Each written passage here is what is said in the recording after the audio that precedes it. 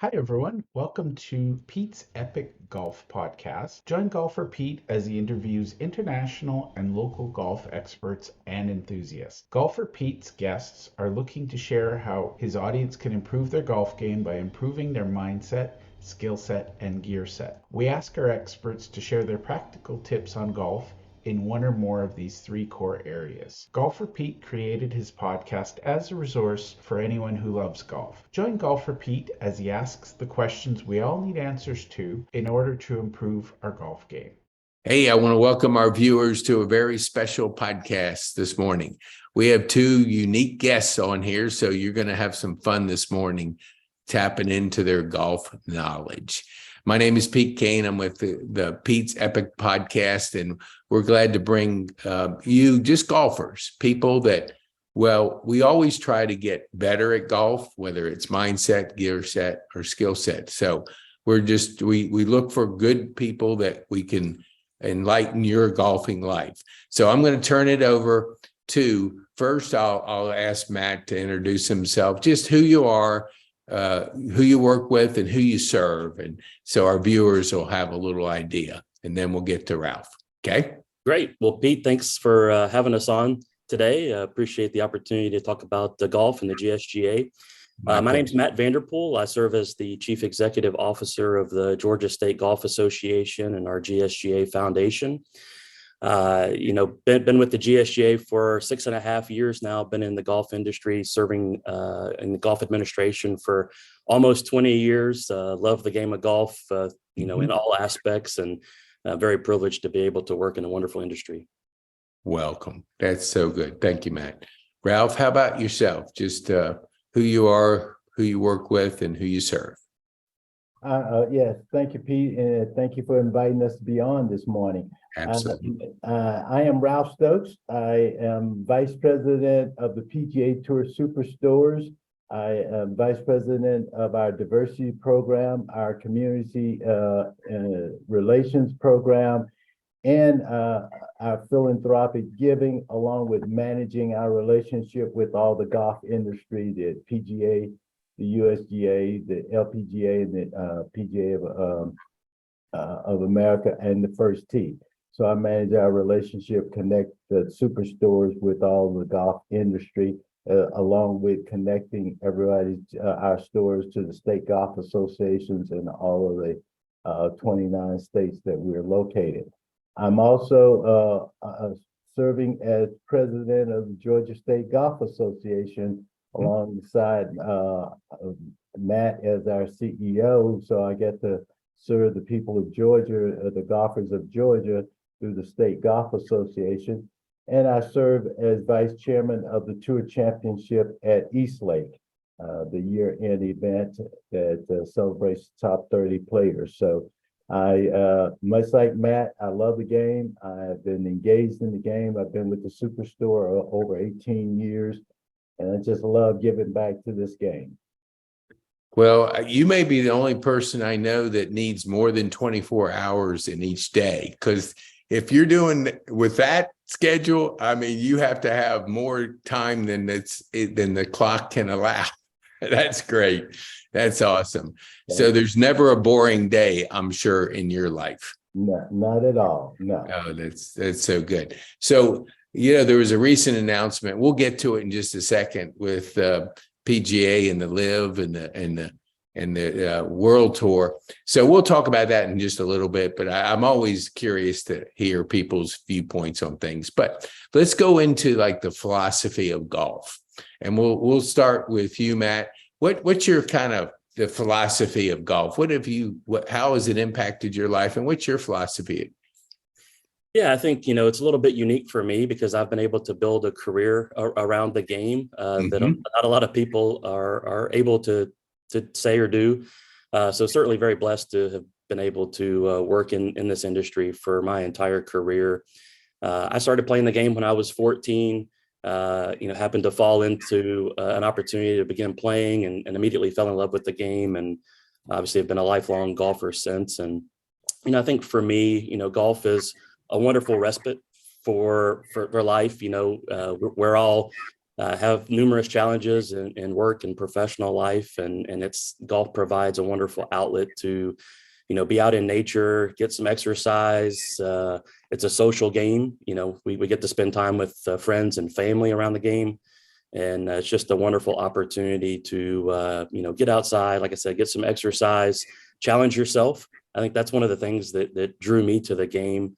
As I'm very competitive, I like to challenge myself, and golf provided me an outlet to, not have to play against someone else necessarily, but to just look inward and challenge myself and continue to try to get better. And I think as golfers, we're never satisfied. We're always striving to get better, whether that's, new equipment or getting a lesson or what have you. We're always talking with our fellow golfers about, something that they're doing to try to get better. What are we doing to try to get better? And I think that's what makes the game great, as well as being able to play for a lifetime. Our vision as an association is to make golf the game of a lifetime. And that's a lot of our programs and activities are centered around that. There's not many games that you can play for your entire life, but golf is certainly one of those. And, so certainly excited to be in the industry and be part of this great game. Wow, Matt, we could shut down the show after that answer. That was awesome. Yeah, I mean, that warms my heart, because that's exactly how I feel, and it does. And so, Ralph, what would be your philosophy on golf from your perspective? Yeah, I was going to say those exact words, and then Matt said them first. So, it's similar. I'm a competitor. I grew up a competitor. I grew up a football player and baseball player, and was fortunate to play football at the University of Alabama for Bear Bryant. And I love the competitive nature of football and competing at a high level. But unlike golf, you don't play football for a lifetime.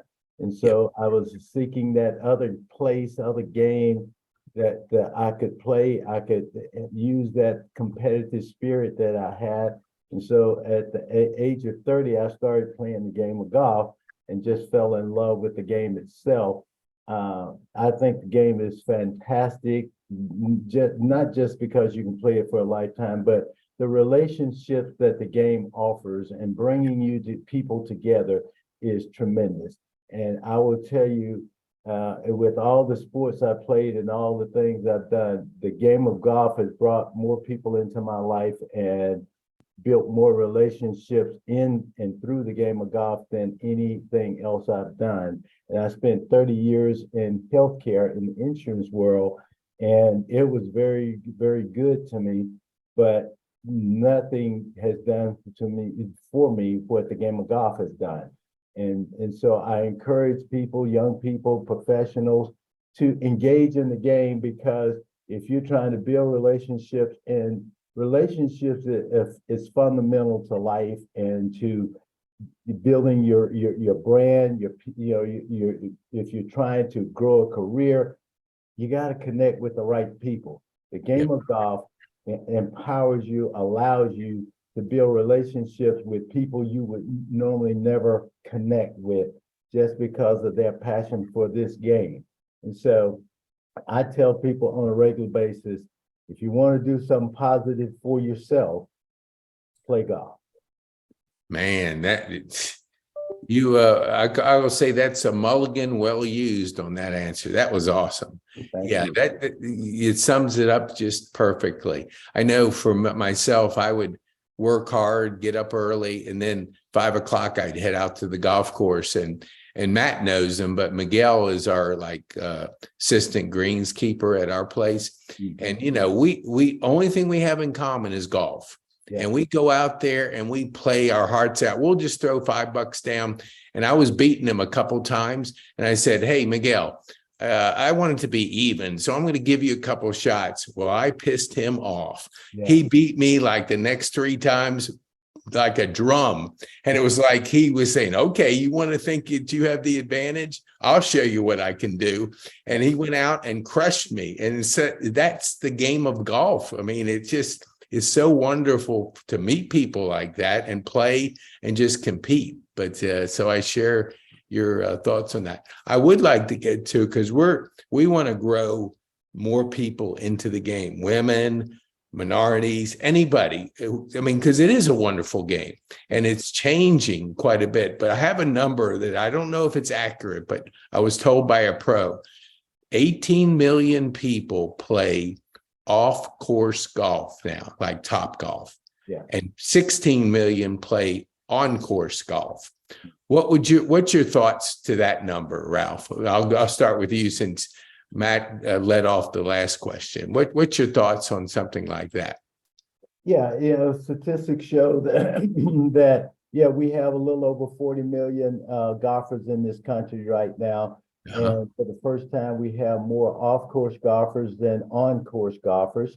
And that's a positive. The other positive that we say to, things like 5-iron and Top Golf and Shake Shack and Putt Shack and all those places, that they are growing the game of golf. If you looked in 2018, only about 1% of people that went to those places ever converted to green grass.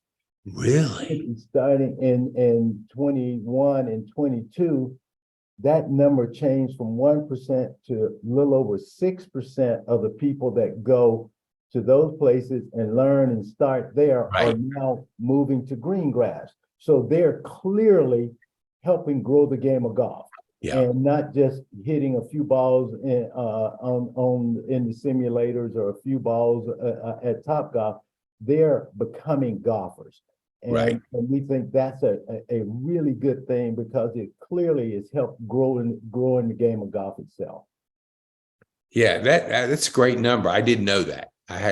I was kind of wondering, like, how do we transition people that start? Because I was at my PT the other day and there was an intern there and we were talking about stuff and we got to talking and he goes, he's into Spartan and a bunch of athlete type things. And so I said, what about golf? He goes, I'm not that patient.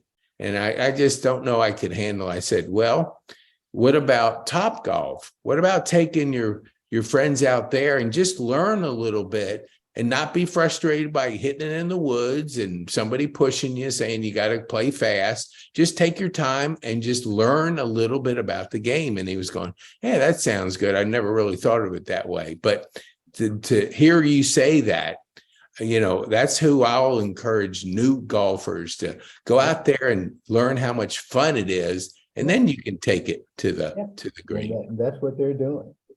Awesome. Matt, what's your thoughts on like a number like that and just where the state of the game is and what you're trying to do at the association?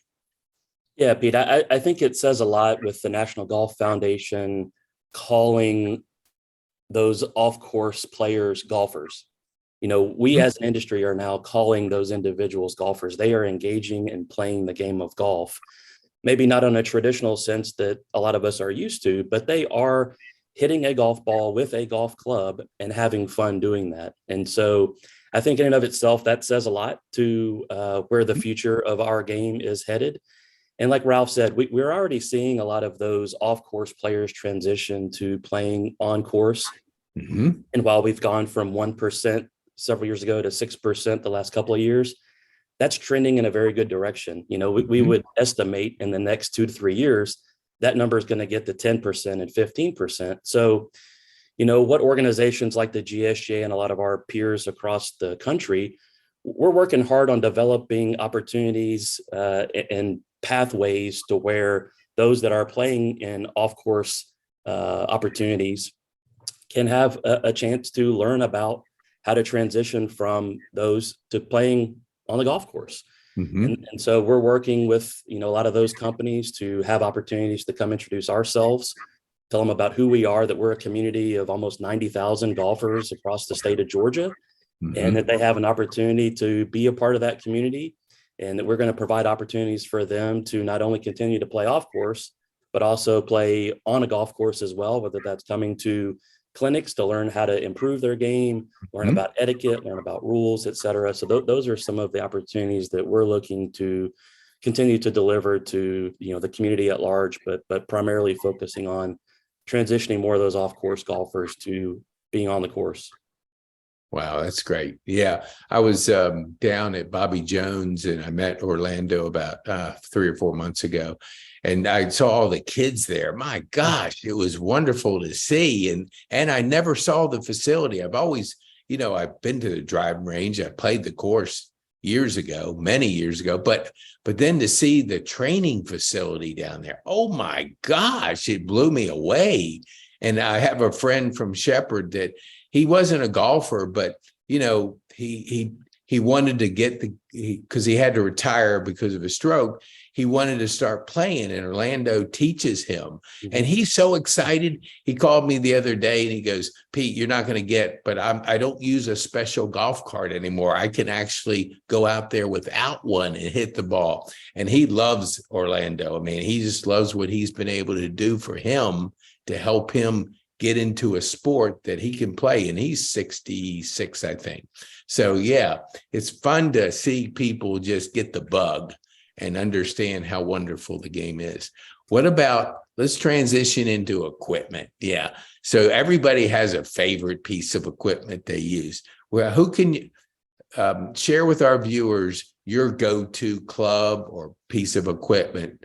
And we'll start with you, Matt. Okay. Okay, great. Yeah, I recently just got a new putter. I think like most golfers, if you go in our garage, we have multiple sets of clubs, multiple drivers, multiple putters, etc. Recently transitioned to a new Scotty Cameron putter, and I track my stats. I'm one of the golf geeks that likes to track all of my fairways hit, and if I miss it, what direction, and all that kind of stuff. So, but my putter has really improved my game. I don't know if it was what about it specifically, but just the feel of it and the look of it. I know from my stats that I'm making more putts now than I was, a few months ago before I got the putter.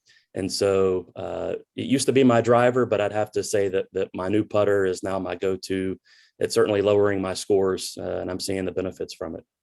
Wow, that's funny because I've had a putter for 2-ball putter Odyssey for at least 15 years.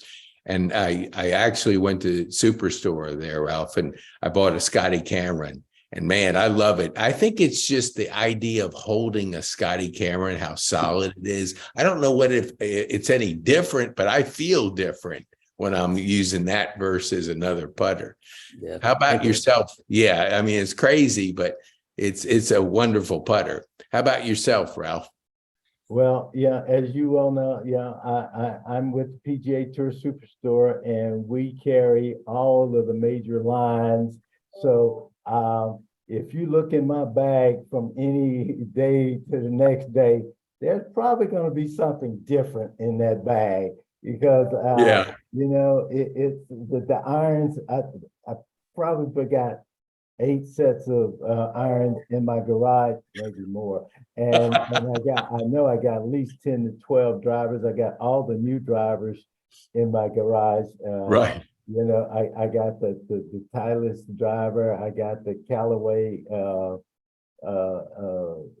newest driver, Paradigm. I got the Stealth driver. I got Ping's new 425 in there. I got the Cobra new driver, which is really good. And so I got a lot of equipment, and but I play with a lot of people in the industry, and I always want to represent when I play with the representatives of the different carriers. I want to represent them in their products, so I try to make sure I got something in, if not a full set of irons or drivers, some that represent those. But we are so blessed that we got a great industry and a lot of technology and engineers working in all these companies to create products. But the key really is getting the products that fit you. And the game, we all have different swings. We have different body types, and we swing at it different. So if you can get a club that fits you with the right loft, the right lie, the right shaft for you, the right kick point on that shaft, it's going to perform a lot better for you. So one of the things that always bothers me is you'll see Matt Vanderpool walk up there and hit his driver 280 down the middle, and the guy next to him says, "What kind of driver is that?" "Oh, I'm gonna go get one just like that." And he goes to the PGA Tour Superstore. He gets the exact same driver that Matt Vanderpool has, and he can't hit it 280 down the middle, and he's disappointed. And it's like that driver was fit for Matt. So my strong suggestion to any player, just get fit wherever you are to the equipment, whether it's the putter. There's different lofts and lies. I had my putter adjusted down up. Didn't have enough loft on it, and then my toe was sitting up in the air. They adjusted it. I started making more putts. It was coming off the club face rolling because they adjusted it to my putting stroke. Right. So that's the only suggestion. I can't get into a specific equipment because Odyssey makes great putters, Ping makes great putters, Scotty makes great putters. They all do. You just got to get the one that fits you and the way you play and fits your eye, because so much about a putter is really the comfort level of looking down at it. Yeah, that's awesome. Well said. Yeah, that's exactly right. I mean, it is funny how people do what you just shared. You know, they ask you what you're playing. They think you're going to duplicate. They're going to duplicate exactly what you did, and it's so individual. It's everybody has little different things that they do, and it can't be just cookie cuttered out there. You have to get some customization. Yeah. So my next thing, I know Matt just got back from a nice trip, but we always like to share with our viewers, like, what's the nicest course that you've played that you can share with our viewers? And then we'll go Matt first, and then we'll come back to you, Ralph. Yeah, maybe because it's recent, Pete, but we just took a group of our members over to Northern Ireland a couple of weeks ago. We had a group of 24 go and play a lot of wonderful golf courses. We got to play two really, all world golf courses in Royal County Down and Royal Portrush. Wow. When you get to that level, it's hard to differentiate, just world-class golf courses. So, it's hard to pick just one, but, maybe some Regency bias there, but the experiences that not only I had, but our entire group had at Royal Portrush and Royal County Down were just, unbelievable, and would highly recommend if anybody's interested in going to play golf overseas. I've had the opportunity to play in Ireland and Scotland, and you won't be disappointed no matter where you play over there. It's such a different style of golf than we have here in the United States. But those two obviously come to mind first and foremost right now. Awesome. So you say you took 24 golfers. So is that something the association does from time to time, is put these together and then people that want to go sign up and then you organize it and then you take them over there? Absolutely. We've been doing trips both domestically and internationally for about 5 years now. So we just went to our international trip to Northern Ireland, like I mentioned. And then this August, we're taking a group of about 80 to Pebble Beach. So two groups of 40 for 3 days to play Pebble, Spyglass, Spanish Bay, and the Hay, the par 3 course there. And that's part of, our organization's about creating, memorable golf experiences, whether that's playing in one of our championships or going on a travel trip with us or playing in one of our, member play days. So this is just another example of the opportunity of the GSGA, organizing golf for our members and creating lifelong memories for them in the game. Oh, that's so important. That's awesome. And now, Ralph, I feel that this is a loaded question because I think you've probably been to a few nice ones, but share with our viewers an experience that sticks out in your mind of a golf course you played. Well, it's interesting. Matt just mentioned two of my favorites in the world is Royal County Down and Royal Portrush. I think I played Royal Portrush in Northern Scotland, Northern Ireland 3 times there. But and Muirfield in Scotland is maybe my favorite golf course on the planet. I love that. I love the old course, St. Andrews. just got back from this week playing down in the Dominican Republic in Punta Cana and top of the Campo and played Pete the Dog and some really great dive for course down there. Really great golf down there. So I've been, like Matt, I've been blessed to travel and play, and then you play places like Cypress Point and Chicago Golf Club and some great courses around here. Cypress is awesome. I've been blessed to play Augusta and it's great. And so it's a lot of great golf. It's just making sure you're doing it with people that you want to spend time with and have the great experience, because no matter how great the golf course, it really is about the camaraderie and the friendship and the people there. Absolutely. So one of the things that Matt mentioned is the state association is working to make sure we give back to our people. The Georgia State Golf Association running great state championships for our regular, the state championship is a highly prestigious tournament here, but the senior championship and the women's championships are all things we do well. But what we're finding, and statistics bears it out, that now more and more people are playing the game for social reasons, social value, for health reasons, to getting out, just being there, building relationships. So the state association is looking at those statistics and saying, our people are asking us to meet their needs of playing not just for competition, but to help them bring people together, get out socially, get out there. So they like a little competition, but they want to play for all these other reasons.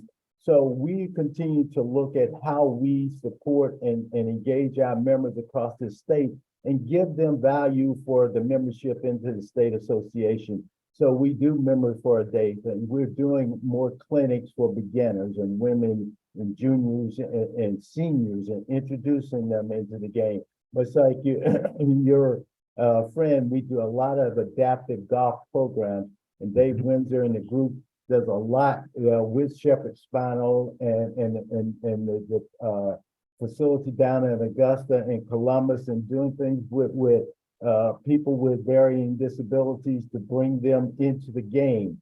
And so, the thing that Matt and I and all of the wonderful staff at this association is trying to do is to listen to the needs of the members across the state and address those needs with activities and things that they can engage in, that understands that this game is great and the state association is going to be there to help them enjoy those things. That's awesome. And yeah, David Windsor's done an awesome job with the adaptive golf, growing that. And there's so many people coming to golf that never thought that they would be in a position that they would need golf through, physical. Because I had a stroke. I was at Shepherd for 39 days. So I went out to Bobby Jones when they were doing the adaptive golf, and I went to Top Golf as an outpatient or like a program outside of the building. And it was wonderful just to get out and swing the club, even though, you're trying to learn again.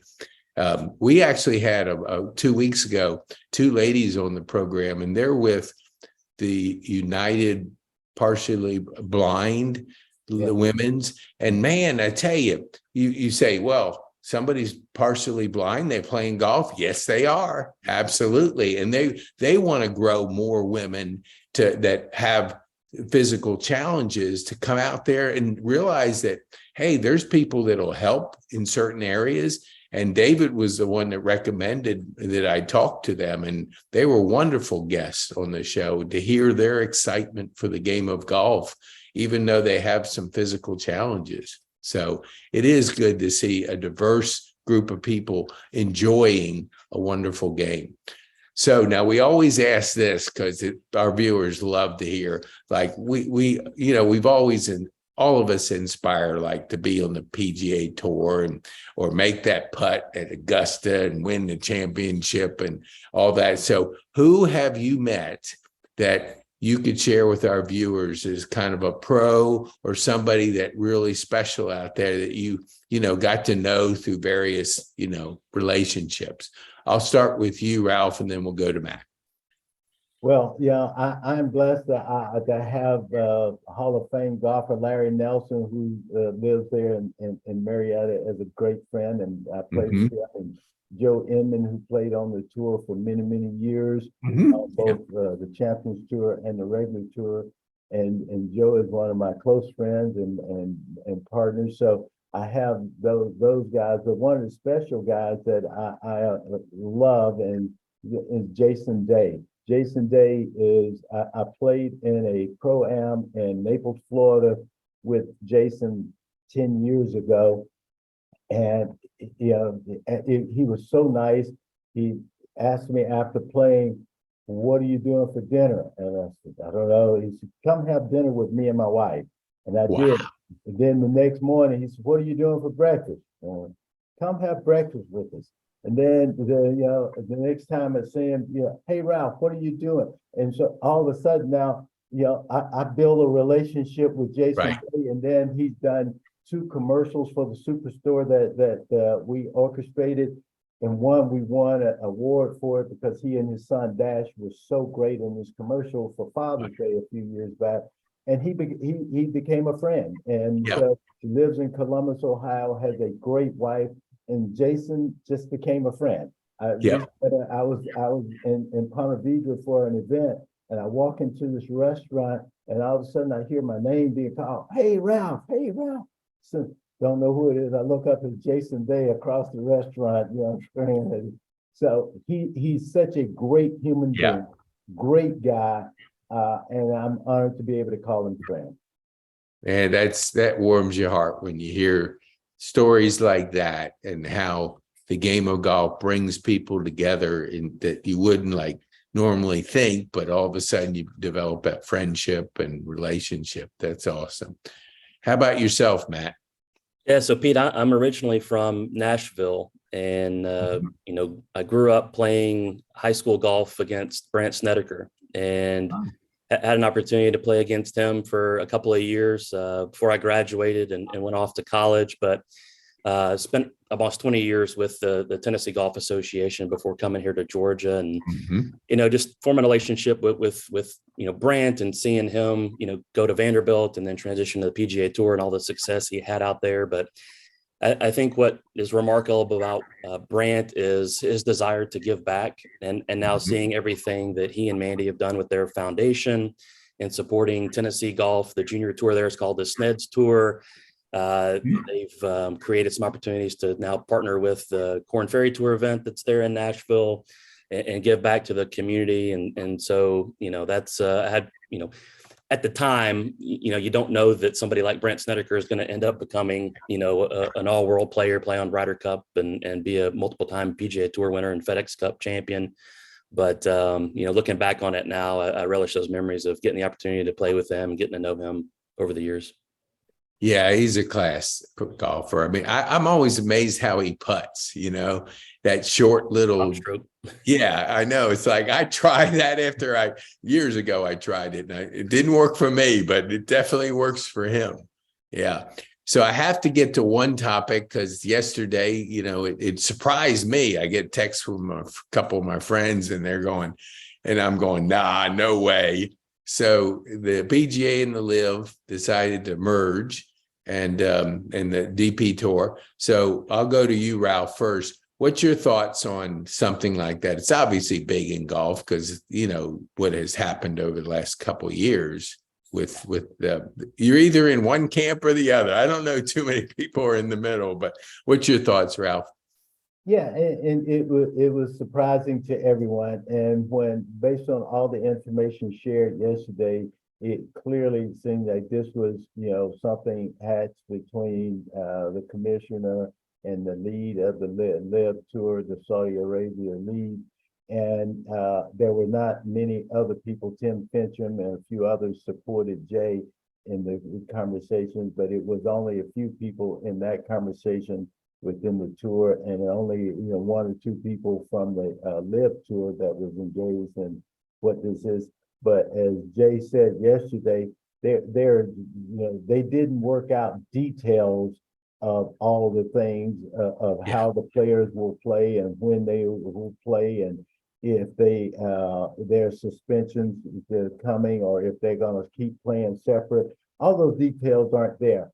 What we do know is that, we hope that it's going to be good for the game, that the bitter fight is over and you're not going to court and you're not, fighting, and you don't have great players in one area, another set of great players in another area.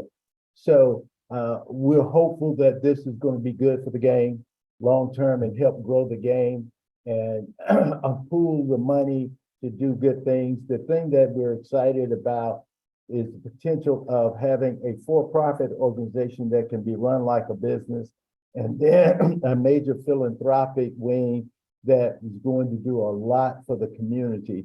And one of the things that LIB has been doing very well in the few places they've been is when they come in for a tournament, they've done a lot to help the community and done a lot to give philanthropically to those local communities. And the tour has been the largest charitable givers of any sport nationally. And so we just think bringing it together, we hope to see that it is going to help grow the game and support the communities in a larger way. But beyond that, we just really don't know details. Yeah. And it makes sense. But just the fact that they, instead of arguing and making comments about each other, it's like, hey, let's come to the common cause of golf and see what we can do for golfers. And if it means burying our hatchets and coming together, hey, it seems positive to me. Because I've watched some LIV. I like the team aspect of it. I absolutely love it. That one guy in Tulsa, Danny Lee, and I didn't really know too much about him, but when he was in the playoff, all the guys on the teams were out there cheering him on. It was kind of cool to see that part of the game. It's not like, it was kind of a mini Ryder Cup almost, like, because you don't get to play teams generally with golf. So to see that aspect of it, I really like that. What about yourself, Matt? What's your thoughts on the announcement? Yeah, Pete, I think, Ralph said it perfectly. I think there's certainly more questions than answers right now. Still a lot of more information to come out on what all of this is going to look like. But like Ralph said, hopefully this is good for the game. Golf has been a global game for a long time. We had it come back to the Olympics in 2016. Mm-hmm. That created a lot of countries, the development programs in a lot of countries to help support, it being an Olympic sport. A few years ago, we had the USGA and the RNA come together and create a world handicap system. We have unified rules of golf. So no matter what country you play in, you play under the same rules now. Mm-hmm. So, hopefully, as Ralph said, we'll see what happens. But, the PGA Tour has been, a huge supporter of the communities where they have events, huge philanthropic efforts. And hopefully, this is an opportunity for that to just continue to grow and expand and benefit the game and a lot of other charities, across the country and across the globe.